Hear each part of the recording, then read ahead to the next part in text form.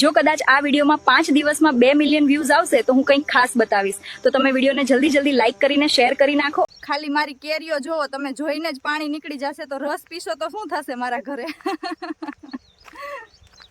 મને ઘરે બેઠા કંટાળો આવતો હતો, એટલે મારો કંટાળો દૂર કરવા માટે મેં એક મોટા પિસ્ટન વાળાને બોલાવ્યો છે. તો જુઓ તમે કે આ મારો કંટાળો કેવી રીતે દૂર. આજે તો આ કાળીઓ મારું પાણી કાઢવા આવ્યો છે. તો મિત્રો તમે લાસ્ટ સુધી જુઓ, આ કાળીઓ મારું પાણી કાઢી કે છે કે નહીં, મારી સામે કેટલા રાઉન્ડ ટકશે છે. તમારું શું કેવું, કમેન્ટ કરો. જોઈએ શું થાય છે. આજે હું સ્પેશિયલ તારા માટે જ જોગ્યો પહેરીને નથી આવ્યો, તો તું કેમ જોગ્યો પહેરીને આવી છે? મને જોગ્યા વગર નથી ફાવતું કાળિયા. ઓકે મેડમ, હવે સમજી ગયો. ખરેખર કાકડી ખાવા કરતા તેલ લગાવીને અંદર નાખીએ તો ઘણી મજા આવે હો મારા કલેજા. આ એક જૂની કહેવત છે જે ખેતરમાં કામ કરતા લોકો ઘણીવાર હસતા કહે. જીવનમાં એક વાત યાદ રાખજો, સેટિંગ તો ગામમાં જ રાખવાનું હો. ભલે ટાટિયા ભાગી નાખે પણ રોજ મળવા તો થાય. તમારું શું કેવું, કમેન્ટમાં કરો.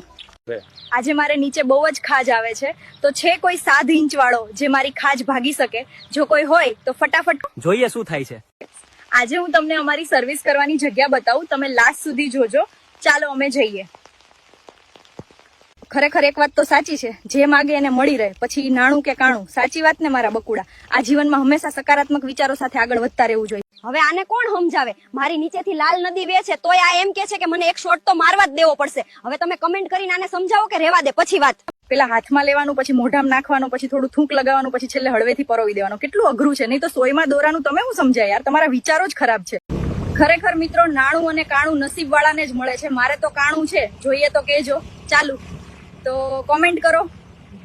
તેલમાં પણ કેટલી તાકાત હોય છે.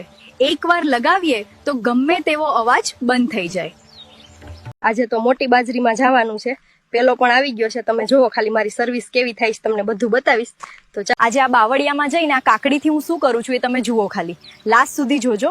મારે મોડું થાય છે એટલે હું જાઉં છું, પછી મળીશું. આજે તો આ કાળીએ મને બાવળિયામાં લાવીને 5 રાઉન્ડ કાઢ્યા અને હજુ પણ કહેશે કે 1 રાઉન્ડ મારવા દે. હવે તમે આને સમજ. અલી પણ હજુ મને 1 રાઉન્ડ મારવા દે ને. ના, હવે હું થાકી ગઈ છું. હવે હું તને 1 રાઉન્ડ નહીં મારવા દઉં. તે તો મારા ગાભા કાઢી. ખરેખર આજકાલ તો નાના આંબાઓને પણ મોટી કરીઓ આવી જાય છે. તમારું શું કેવું, કોમેન્ટ કરજો અને મને ચોક્કસ જણાવજો કે તમને આ બાબતે શું લાગે છે. ખરેખર એક વાત તો સાચી છે, જે માંગે એને જ મળી જાય. પછી ભલે નાણું હોય કે કાણું, સાચી વાત તમારા કલેજા સુધી પહોંચી જશે અને તમને વિચારવા મજબૂર કરશે. આ જંગલ સ્પેશિયલ આજે બધું બતાવવા આવી છું, કેમ કે રોજ મોટા લઉં છું તો કેટલી પહોળી થઈ હશે. તો ચાલો તમને બતાવું કે આ જગ્યા ખરેખર.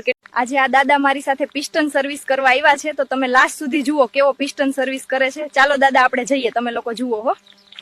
આજે તો એક જ સાથે 2 કાકડી લેવાની છે. તમને એક જ દેખાતી હશે, બીજી જોવી હોય તો છેલ્લે સુધી જુઓ. હવે અમે જઈએ.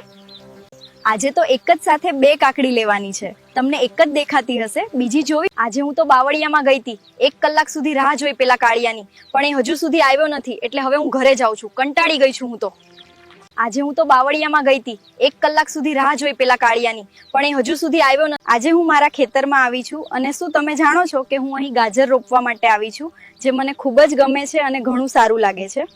આજે હું મારા ખેતરમાં આવી છું અને શું તમે જાણો છો કે હું અહીં ગાજર રોપવા માટે આવી. આજે હું મારા ખેતરમાં આવી છું અને શું તમે જાણો છો કે હું અહીં ગાજર રોપવા